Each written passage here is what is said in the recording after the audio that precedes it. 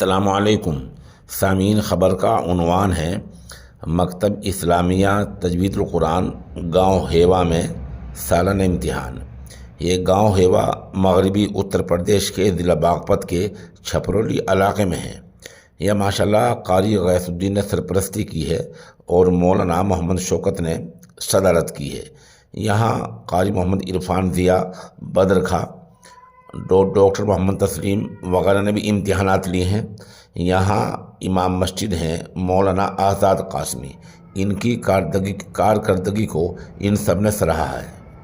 مہک رہی ہے جو آج محفل خوشی جو ہم سب منا رہے ہیں، مہک رہی ہے جو آج محفل خوشی جو ہم سب منا رہے ہیں۔